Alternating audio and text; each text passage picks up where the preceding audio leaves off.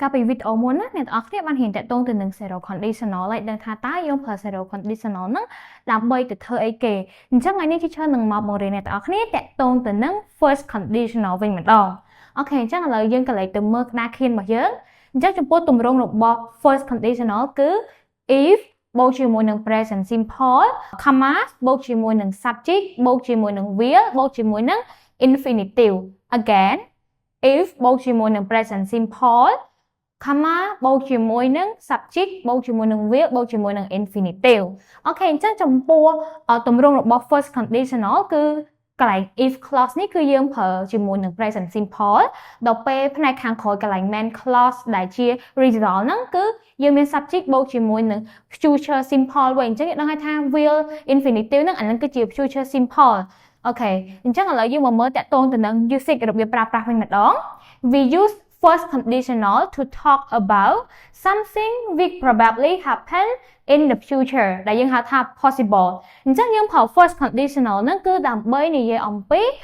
រឿងអ្វីមួយឬក៏អ្វីមួយដែលវាប្រហែលជាអាចនឹងកើតឡើងនៅក្នុងពេលអនាគតបានន័យថាវា possible ថាវាអាចនឹងកើតមានឡើងអូខេឥឡូវយើងមកមើលតាក់ទងទៅនឹង example if I go to the shop I will buy something If I go to the shop I will buy something បើសិនបើខ្ញុំទៅហាងខ្ញុំនឹងទិញ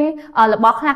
អញ្ចឹងបានន័យថាអាហ្នឹងវាប្រកាសជាអាចនឹងកើតឡើងហើយនៅពេលដែលយើងទៅហាងទៅផ្សារទំនើបអីយើងប្រកាសជាអាចនឹងទិញរបស់ខ្លះយើងមកផ្ទះវិញត្រូវទេអូខេទី2 if she studies hard she will pass the exam if she studies hard she will pass the exam បើសិនបើនាងខំរៀននាងប្រកាសជានឹងប្រឡងជាប់អញ្ចឹងបានន័យថាបើសិនជានៅសមអាទិត្យទៀតនាងត្រូវប្រឡងហើយនាងខំរៀនចាប់ពីឥឡូវទៅយើងគិតថាអាទិត្យក្រោយហ្នឹងពេលដែលនាងប្រឡងនាងអាចនឹងជាប់ហើយដោយសារអីនាងខំរៀនហើយអញ្ចឹងបានថាទាំងអស់ហ្នឹង example ទាំងពីរហ្នឹងសុទ្ធតែ something that probably happen in the future ឬក៏យើងហៅថា possible អូខេឥឡូវសរុបមកវិញតកតងទៅនឹង first conditional របស់យើងចំពោះទម្រង់វាគឺ if បូកជាមួយនឹង present simple comma បូកជាមួយនឹង subject បូកជាមួយនឹង will infinitive ហើយចំពោះការប្រើប្រាស់វិញគឺយើងនិយាយអំពីអ្វីដែលអាចនឹងកើតឡើងនៅក្នុងពេលអនាគតអូខេអញ្ចឹងតកតងទៅនឹង first conditional របស់យើងគឺមានតែប៉ុណ្្នឹងទេ Thank you so much everyone and goodbye សួស្តីអ្នកទាំងអស់គ្នាសាលា Startup Language គឺជាសាលាមួយដែលមានទទួលបង្វឹកសិស្សតាម online គ្រប់កម្រិតដែលសាលាពួកយើងមានទទួលបង្វឹកសិស្សគ្រប់ស្ពាននីមួយៗដូចជា